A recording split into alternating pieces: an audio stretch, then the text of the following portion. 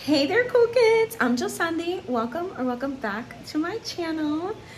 Today we are doing a series that is near and dear to my heart because it matches my two passions, reading and traveling.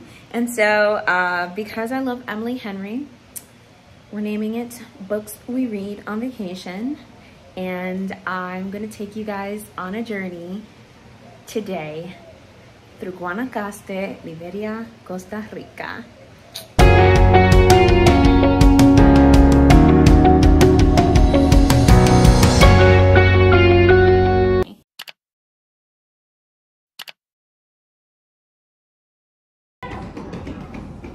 I'm sitting at the airport. I'm waiting for my Starbucks order because it's so cold. But I actually started this book last month and I stopped because I had a buddy read to finish. So I'm finishing this now. I guess it doesn't really count. I have like 90 pages left, but it'll be my first read of the vacation. It's Much Ado About You by Samantha Young, which is about a girl named Evangeline or Evie who is basically has like a really bad luck in love, and so she decides to take a break and go to England for a month. Except of course she gets there and falls in love with like the cute small town people and falls in love with a man there and the dog. It's okay. It's a cute, there's not like anything like no like huge like problem or conflict that like keeps me like wanting to keep reading the book. So I don't know, you're really like, this book is really just for the vibes. Like obviously they were gonna fall in love, obviously like all the other things. It's just more like I'm here for the ride. So yeah, also she uses the word heady so much, and I don't know, it's a little corny, but like not in an intolerable way. Like it's fine. I would describe this book as just fine. Yeah. Anyway, about to go get my Starbies and then get on this flight. We have a layover in Houston, and I'll update you guys when I have an update.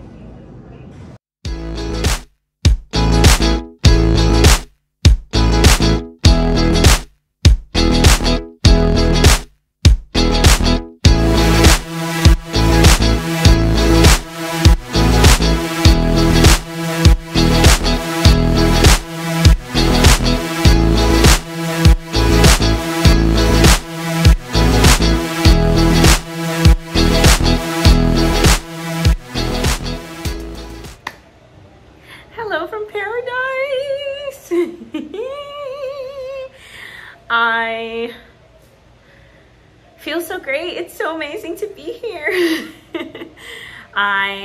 It took us a really long time to get here. I didn't realize how long the flight was gonna be. I mean, it felt like it was short because we left at like 11 a.m. and got here at 2:30, but then I realized that New York time is different from Houston time where we transferred, and then Houston time is also different from Costa Rica time. So I have like zero idea of like how long it took us to get here, like at all. But we're here now. Yesterday we just kind of like explored here in the resort because like I said, we got here like pretty late in the day, like after 3 p.m. Nothing was open. I was starving. I was so cranky.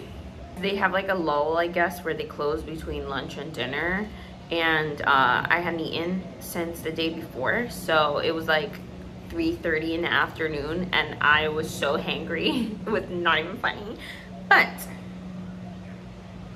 the goods that you're really here for. I finished Much Ado About You on the plane. That book was like, it was cute at first, but then it started to really irk me. Like, it felt like the conflict at the end of the book, I feel like the main character was being like so toxic. It's like he kept telling her, I have something I want to talk to you about, I have something I want to talk to you about. I need to tell you something. And she would always get distracted and do something else. And then she finds out what he wants to tell her from someone else. And then she's mad about it, being like, you didn't tell me. And he's like, well, I tried to. And she's like, well, you didn't try hard enough. I'm like, gosh. Sis. Also, well, I don't want to ruin the book, but like, I just feel like I would not be mad to find out one of the things that she found out about him. But anyways, so that really annoyed me, and I think that knocked my rating of the book down like at least 1 star. I mean, maybe not. It was okay. I'm gonna give it a 2.5 star book. Like, it was meh. Whatever. Then on the plane, I actually finished about half of this book already. In the Dream House by Carmen Machado. This is a book about a queer couple who is going through like domestic abuse. And so this is like creative nonfiction, I believe they call it, where like it says it's a memoir, but it's written like very lyrically, very beautifully. There's a lot of like metaphors for everything instead of her like straight up saying, and I think that's why it's a creative fiction. Somebody was describing this book as like basically the relationship is the house and all the aspects of the relationships are different rooms. That's how this book was described to me when I decided that I wanted it, but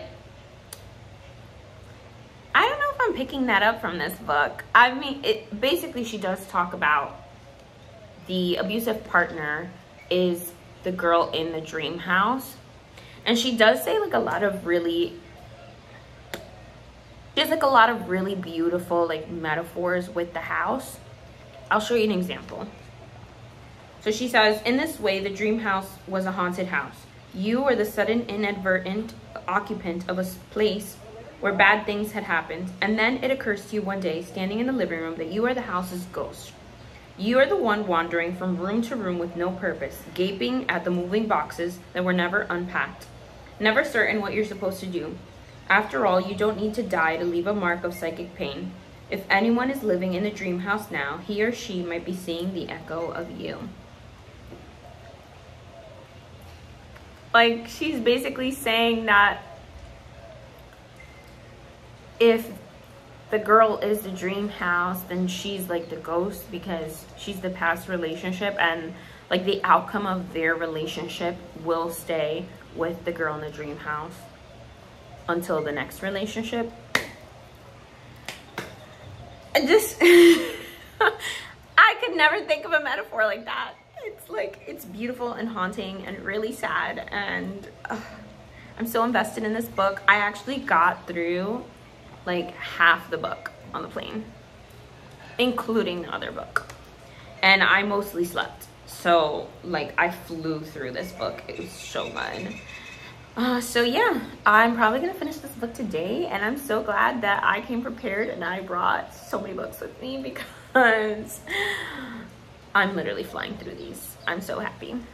Anyways, today's my birthday. Surprise! It's my birthday. I want to spend my day in the rainforest on an adventure. We're going zip lining. We're gonna see some of like the culture here, get like a typical dish. We're doing a hanging bridge over a crocodile like thing, which is a really spooky. That part I'm not excited about. And I think kayaking and paddleboarding on the beach. So I shall be heading off to that, but I'll catch you guys with an update in a bit.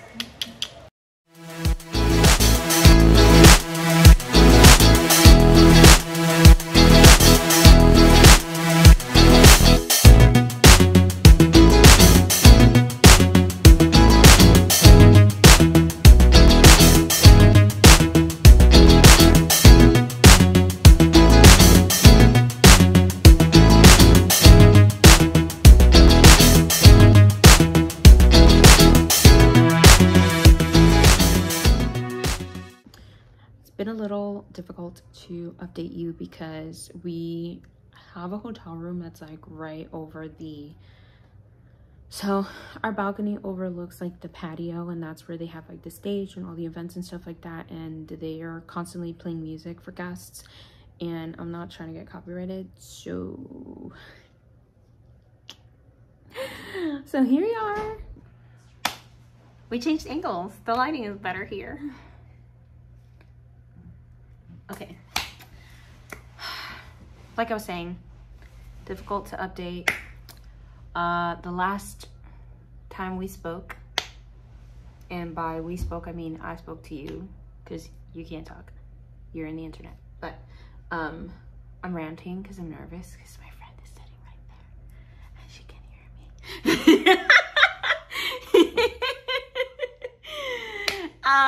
I finished in the dream house yesterday, day before yesterday, literally in like one day.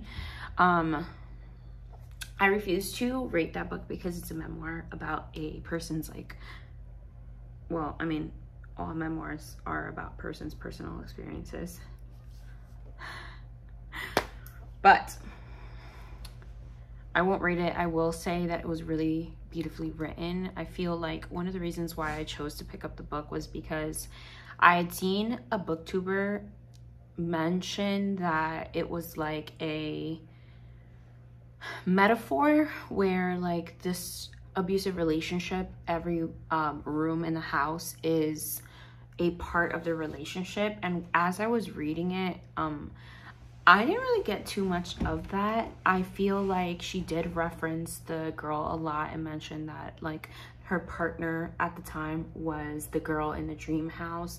But in terms of like metaphors about the relationship and in comparison to a house, I feel like that might have gone right over my head, because other than like a few snippets here and there, I just didn't really get the like that the whole book was a metaphor. I think at times it sometimes read like a textbook also on like history of like LGBTQ topics, but in like a good way. Like she would reference lots of like movies and events that happened in the past that kind of affect the way that people see or perceive people that are part of the community. So I thought that was really interesting, honestly. I didn't I don't usually expect to like nonfiction, but like this one was like creative nonfiction. It felt like she was telling it to you like as a story, but it was real. Such an articulate way to describe books, huh?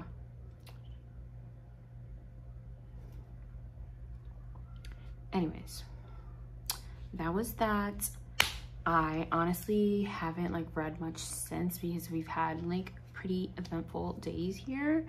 But I am surprised, you know, like we're only here for a few days and I am already hitting my third book. But yesterday we took this day trip to this little town called Tamarindo Beach. It's like an hour away from where we're staying. And we did what I had been waiting to do, which is visit a bookstore.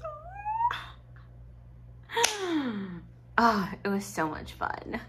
Let's cue the B-roll.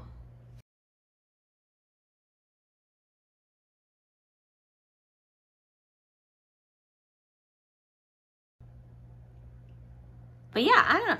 I was very excited. I thought like it was so cool, the concept of the bookstore, how it has like the 2 floors, and then like all the walls, the ceiling are covered with like stickers, posters, pictures, things like that. So like aesthetically the bookstore was really cool. They had like one aisle where they had like very mainstream books in English. So all the things that you would expect to find in a bookstore. They had a Stephen King shelf, they had a Colleen Hoover shelf, they had Matt Haig, Midnight Library, All Your Perfects, like all the regular stuff. I was like really interested to see that there weren't as many like alternative covers as I thought there would be, but there were some that were interesting. But I was a little underwhelmed by the selection of the books. So that was like the middle row, and then the last aisle on the left, they had just like a mix of used books. I didn't recognize any of them, and to be honest, none of them like were like calling my attention, which is really sad. I was hoping to get like a used book so it had some personality, but that didn't work out. And then you walk up like these little spiral staircases, and upstairs they have like nonfiction, and it's split up between English and Spanish. And when we came downstairs, we looked at the last aisle, and that's where I found the book that I wanted to get. I was so excited. Cementerio de Animales is animal cemetery in English, and I was really happy because I've never seen this cover before. It's so cute. I feel like in America, we don't have like the plain backs. We always have like back covers, which is interesting. And also, this was like the cheapest book we could find. It cost me $15 US, but I feel like all the books in the store were like ranging from like $23 to like $28 for like just a regular mass market paperback, which is really terrifying. I think in the US, they're usually like about 14 bucks. Just so very expensive books here.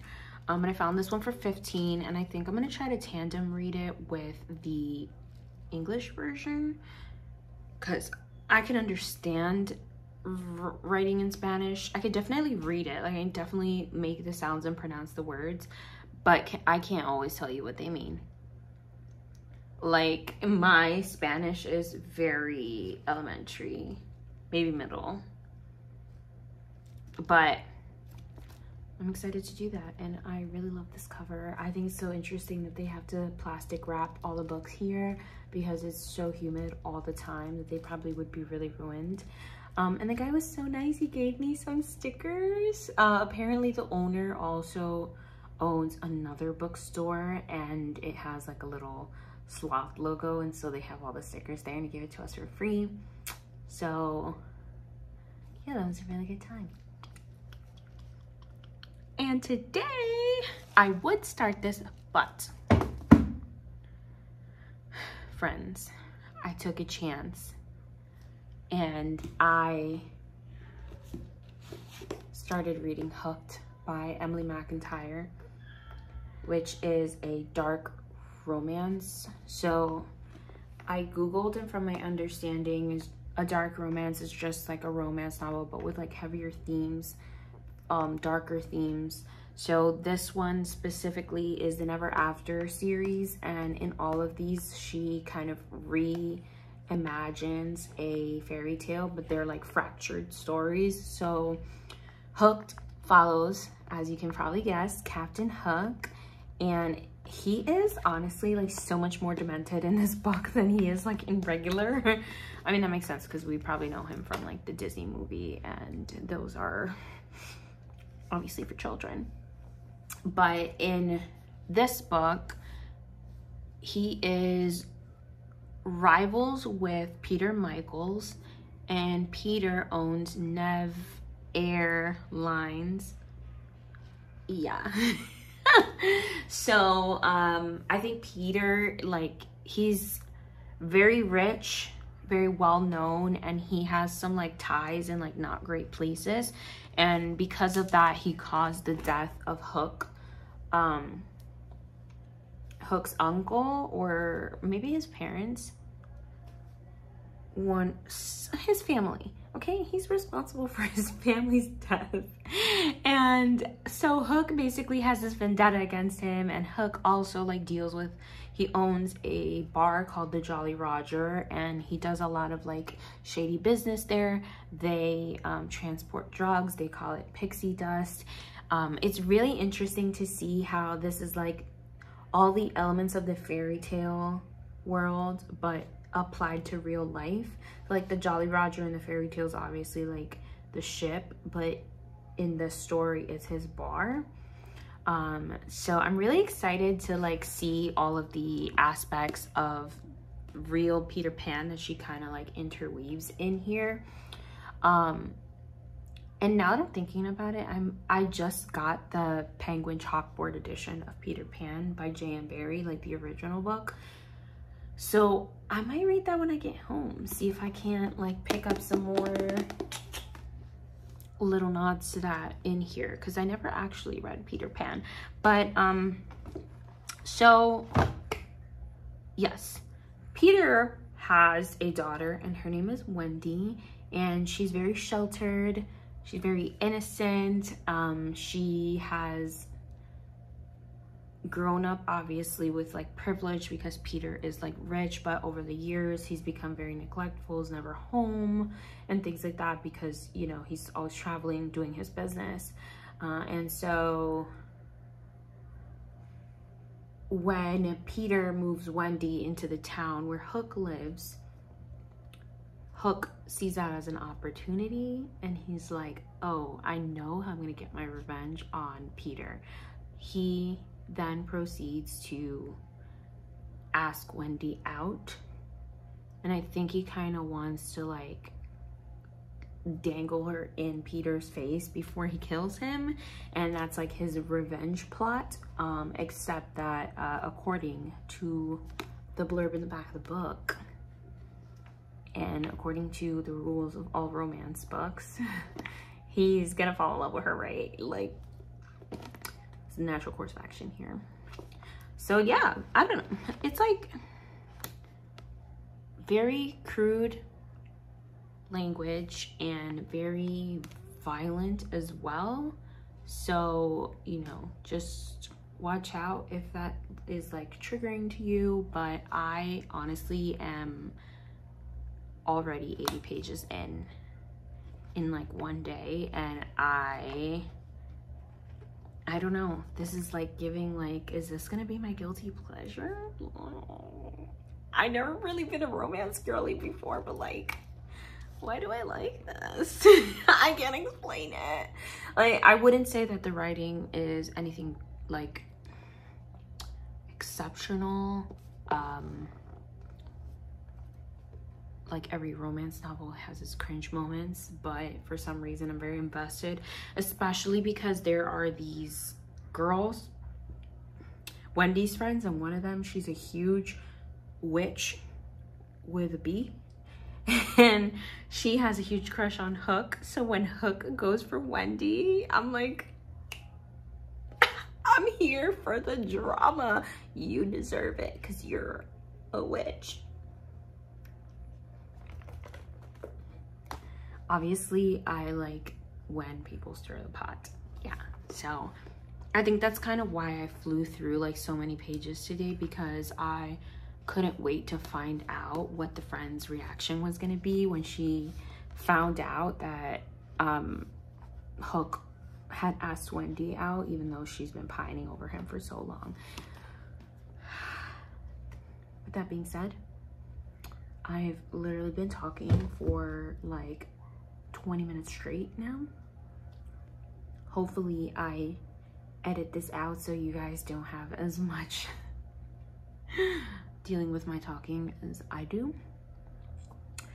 I'm gonna keep reading this. I think this is probably gonna be the last book I end up reading on this vacation because it's almost over. But I will say I'm very impressed with myself because this is the third book I've read on this vacation.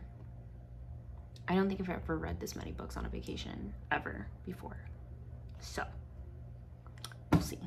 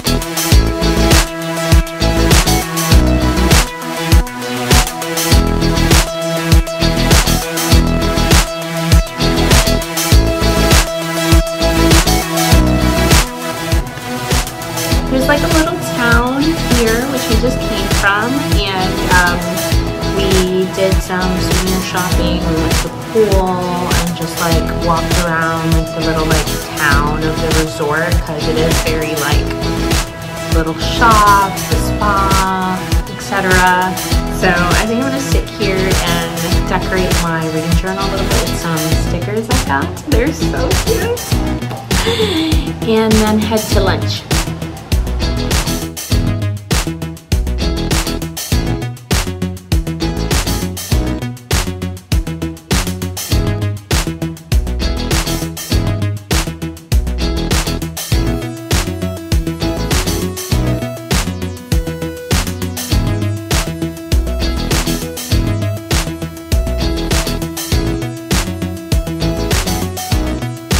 So like here's an example. The Vanishing Half I read while in Atlanta, so that's why I included it. But like I got these stickers in Atlanta, and then I took these pictures and I printed them out and I put them here. Yeah. So that's what I'll do here for Costa Rica.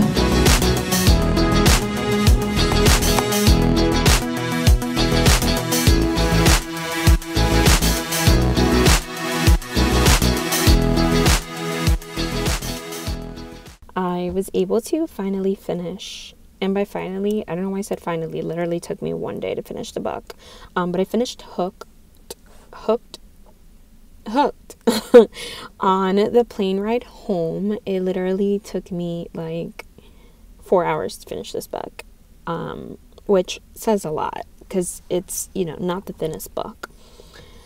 There was a part in the book where I was like, I don't know if I'm gonna like this. There was an explicit scene where I felt like the male main character, Hook, kind of like he did something without the consent of Wendy, the female main character. And I mean, at the end of the day, she ended up liking it, but I just felt like it was a step back for feminism, a step back for women. I did not like it. It really threw me off. It threw me out of the book. So that was like the one concerning thing that happened in the book. But otherwise, well, that and some of the cringe language in those scenes.